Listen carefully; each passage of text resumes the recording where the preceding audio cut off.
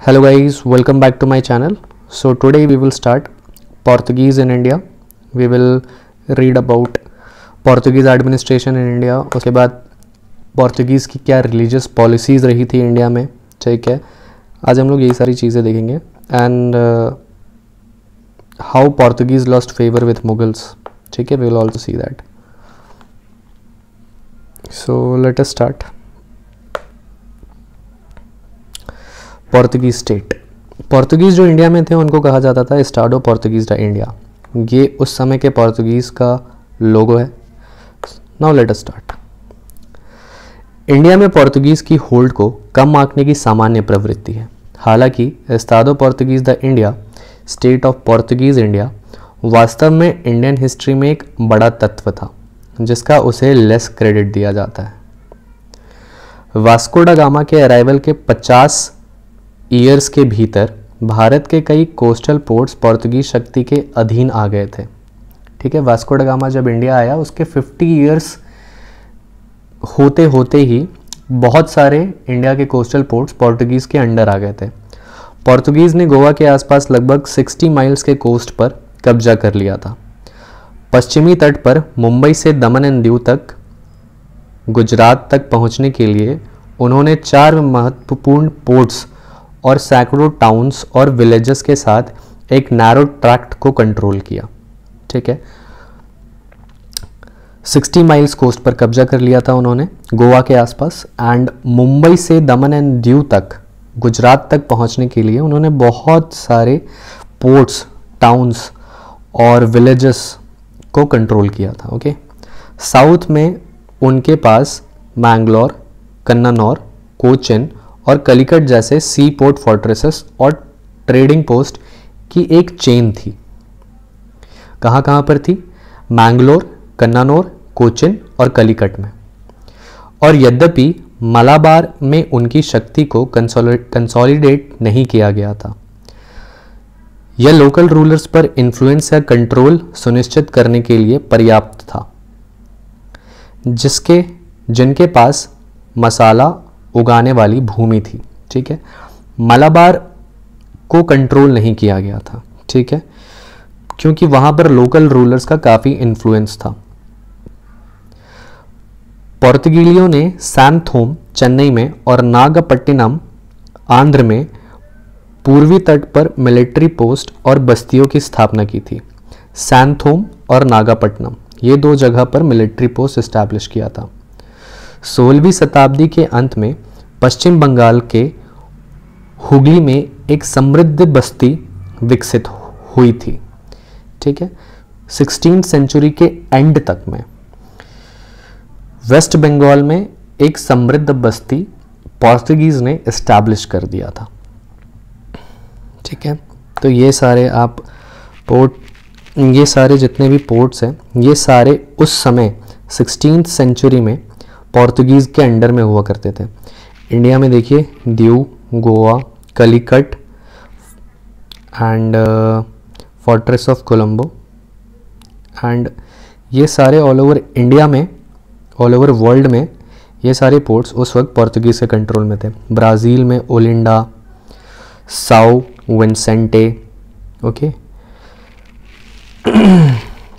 तो ये सारी चीज़ें थी, ओके. गोवा और उस समय के भारत के कई प्रमुख राज्यों के बीच इनवॉइस और एम्बेसडर्स का एक्सचेंज किया गया था.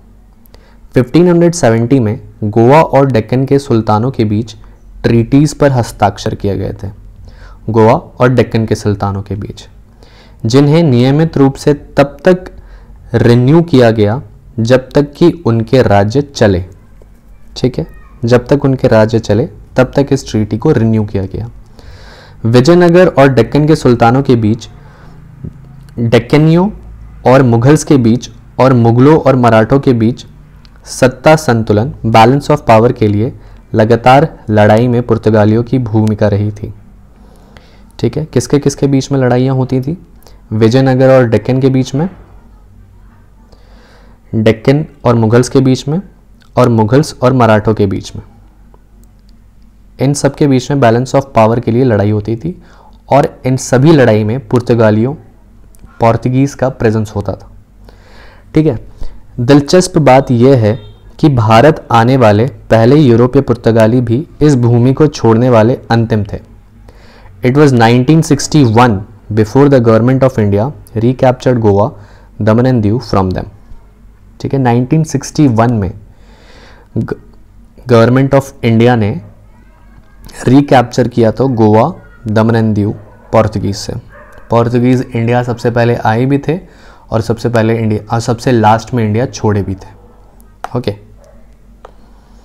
Portuguese administration in India. Portuguese ने एडमिनिस्ट्रेशन इंडिया में कैसे किया था? ओके, लेट अस सी। प्रशासन का भूमिका, एडमिनिस्ट्रेशन का भूमिका, the head of administration viceroy था, जिसने अपने सचिव, सेक्रेटरी के बाद के वर्षों में एक काउंसिल के साथ 3 साल की सेवा की थी। ठीक है, उस वक्त द हेड ऑफ एडमिनिस्ट्रेशन जो होता था वो वॉइसरॉय होता था। ठीक है, वो अपने सेक्रेटरी के साथ काउंसिल में 3 साल तक की सेवा करता था। ठीक है, next in importance vendor the फेजेंडा आया। ठीक है, एक वॉइसरॉय आया, वेंडर द फेजेंडा, जो राजस्व, रेवेन्यू और कार्गो डिस्पैच ऑफ फ्लीट्स के लिए, ठीक है, जिम्मेदार था। वेडोर द फेजेंडा ने रेवेन्यू और डिस्पैच ऑफ फ्लीट्स के लिए काफ़ी काम किया था। अफ्रीका से लेकर चाइना के किले were under captains assisted by factors. ठीक है, जिनकी शक्ति कम्युनिकेशन की कठिनाइयों से बढ़ गई थी और अक्सर पर्सनल एंड के लिए उपयोग की जाती थी। ठीक है, अफ्रीका से लेकर चाइना तक, ठीक है, जितने भी फोर्ट थे, फोर्ट्रेसेस बिल्ड हुए थे, किले थे, वो कैप्टन्स के अंडर में होते थे और वो उनको असिस्ट करने वाले जो होते थे उनको फैक्टर्स कहा जाता था। ठीक है, उनकी शक्ति, इनके पास जितने भी पावर्स थे, काफ़ी ज़्यादा पावर्स थे, बिकॉज ये फोर्ट के कैप्टन है। ठीक है, तो इनके पास जो भी पावर्स थे ये कम हो गए थे because of the communication gap. उस वक्त कम्युनिकेशन गैप काफ़ी हुआ करती थी, तो उस वजह से इनके पावर्स कम हो गए थे। ठीक है, religious policy of Portuguese. Okay, तो पोर्तुगीज की रिलीजियस पॉलिसीज क्या रही? Let us see. The moors उत्तरी अफ्रीका में पुर्तगालियों के कटु शत्रु थे। ठीक है, कौन उनके शत्रु थे? एनिमी थे पुर्तगालियों के, मूर्स। वैसे ही अरब थे, अरब्स भी पुर्तगालियों के, पोर्तुगीज के एनिमीज थे। नॉर्थ में पहुंचकर पोर्तुगीज अपने साथ क्रिश्चियनिटी धर्म को बढ़ावा देने और सभी मुसलमानों को सताने की इच्छा लेकर आए। ठीक है, पोर्तुगीज़ का एक मेन मोटिव ये था कि वो क्रिश्चियनिटी को इंक्रीज करना चाहते थे, क्रिश्चियनिटी को बढ़ाना चाहते थे और इसके साथ मुसलमानों को परेशान करना चाहते थे। ठीक है, they want to reduce the amount of Muslim people and increase the amount of Christian people living in the world. मुसलमानों के प्रति इनटॉलरेंट पुर्तगाली शुरू में हिंदुओं के प्रति काफ़ी टॉलरेंट थे। हालांकि समय के साथ गोवा में धर्मार्धीकरण, इंक्विजिशन की शुरुआत के बाद, ठीक है, मतलब हिंदुओं को क्रिश्चियन में कन्वर्ट करना, इंक्विजिशन की शुरुआत के बाद एक बदलाव आया और हिंदुओं को भी सताया गया। पहले वो मुस्लिम्स को ही बस कन्वर्ट करते थे, मुस्लिम्स को रिड्यूस करते थे, मुस्लिम्स का इंक्विजिशन करते थे, बट नाउ हिंदुओं का भी इंक्विजिशन करने लग गए वो। लेकिन इस इनटॉलरेंट व्यवहार के बावजूद जेजुइट्स ने अकबर के दरबार कोर्ट में एक अच्छी छाप छोड़ी। इस इनटॉलरेंट व्यवहार के बावजूद जेजुइट्स ने, ठीक है, पोर्तुगीज़ के जेजुइट्स ने अकबर के कोर्ट में एक अच्छी छाप छोड़ी, जिसका मुख्य कारण धर्मशास्त्र के प्रश्नों में मुगल एम्परर की रुचि थी। ओके, अकबर को धर्मशास्त्र में, रिलीजियस थिंग्स में काफ़ी ज़्यादा इंटरेस्ट था, जिसके वजह से उसने पोर्तुगीज़ के जेजुइट्स को अपॉर्चुनिटी दिया कि वो उसके कोर्ट में आए। और जब वो कोर्ट में आए, अपने क्रिश्चियनिटी के बारे में बताया, तो अकबर काफ़ी इम्प्रेस हुए थे। Okay, In September 1579, Akbar forwarded a letter to authorities at Goa requesting them to send 2 learned priests, 2 learned priest को अपने कोर्ट में भेजने का लेटर फॉरवर्ड किया गोवा के अथॉरिटीज़ को। कब भेजा? 1579 में। The church authorities in Goa ईगरली accepted the invitation, seeing it in a chance to convert the emperor to Christianity and with him his court and people। ठीक है, अकबर ने 2 लर्नड प्राइस्ट्स को बुलाया गोवा के एडमिनिस्ट्रेशन से। ठीक है, गोवा के एडमिनिस्ट्रेशन काफ़ी खुश हो गए।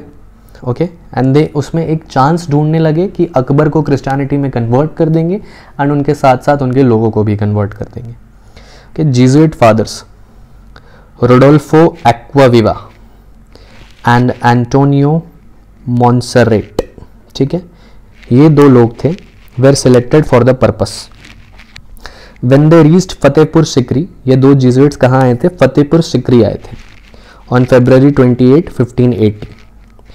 दे वेर रिसीव्ड विथ ऑनर, उनको काफ़ी ऑनर के साथ रिसीव किया गया था। Acquaviva and Monserrate went back in 1583 belaying the hopes the Portuguese entertained of Akbar conversion to Christian faith। इस उम्मीद पर विश्वास करते हुए कि पुर्तगालियों ने अकबर के ईसाई धर्म में रूपांतरण का मनोरंजन किया था। ठीक है, वो इस होप से आए थे कि अकबर को कन्वर्ट कर कर वापस जाएंगे, बट ऐसा हुआ नहीं। ठीक है, तो इसलिए ये 1583 में फिर वापस चले गए। ठीक है, 1579 में अकबर ने लेटर भेजा, 1580 में Rodolfo Acquaviva and Antonio Monserrate Fatehpur Sikri आए एंड 1583 में वापस चले गए। ठीक है, the second mission called by Akbar in 1590 also ended on a similar note in 1592। The third mission again invited by Akbar arrived in 1595 at Lahore, where the court was then residing and continued as a sort of permanent institution, thereby exceeding its influence on secular politics. Fathers Jerome Xavier and Emmanuel Penerio were the leaders of the mission। ये 2 लोग थे, ये उस वक्त के mission के leader थे। ठीक है, and their letters from the court became very widely known for the information they provided on the later part of Akbar's reign। ठीक है,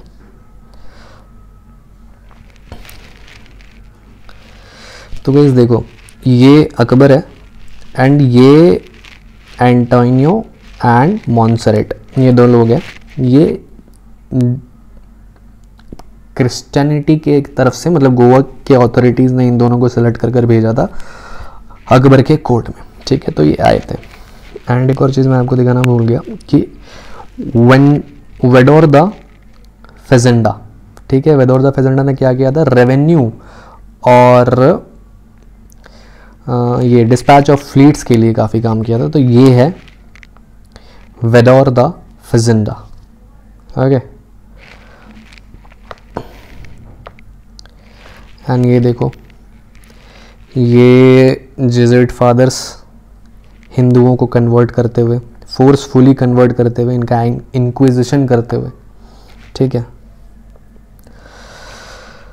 Portuguese lose favour with the Mughals, Portuguese ने मुगल्स से फेवर कैसे lose किया?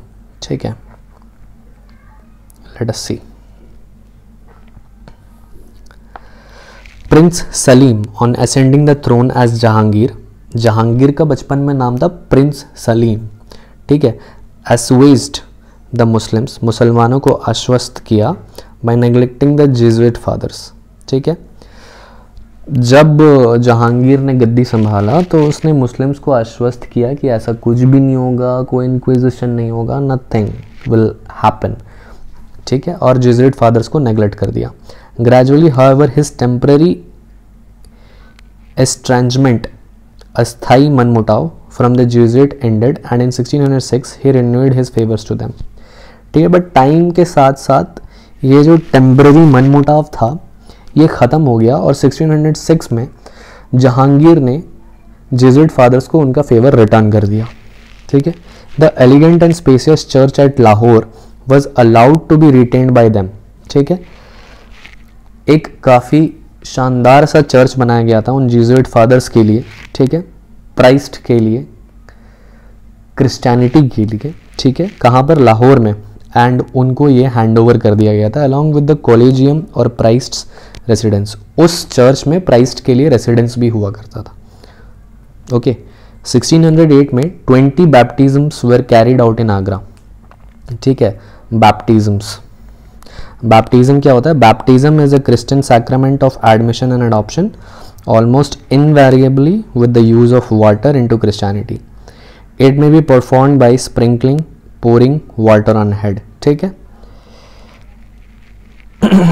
ठीक है, ये नॉर्मली लोगों को कन्वर्ट करने का प्रोसेस क्रिश्चियनिटी में जिसको कहा जाता है, ठीक है, उसे कहा जाता है बैप्टिज्म, ठीक है।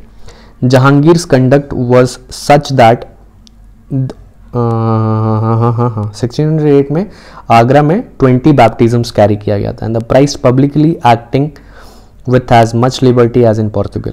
Jahangir's conduct was such that the Jesuit priests became hopeful of bringing him within the Christian fold. ठीक है. However, these hopes were belied. ये बस बहाना था. Okay.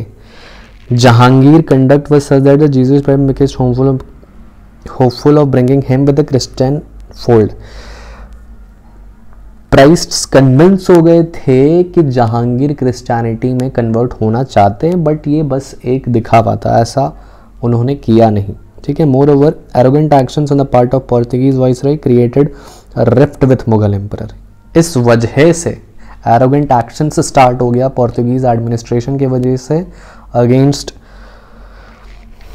The Mughal emperor. इस वजह से पोर्तुगीज़ और मुगल्स के बीच में मनमुटाव स्टार्ट हो गया। Okay, in 1608 captain William Hawkins, ये देख लो कैप्टन विलियम हॉकिंस, शेर है भाई। Captain William Hawkins with his ship Hector reached Surat, ठीक है, सूरत पहुंचा। उसके शिप का क्या नाम था? Hector. He brought with him a letter from James I, king of England, to the Mughal court of Jahangir requesting permission to do business in India. Father Pinheiro and the Portuguese authorities did their best to prevent Hawkins from reaching the Mughal court, but did not succeed.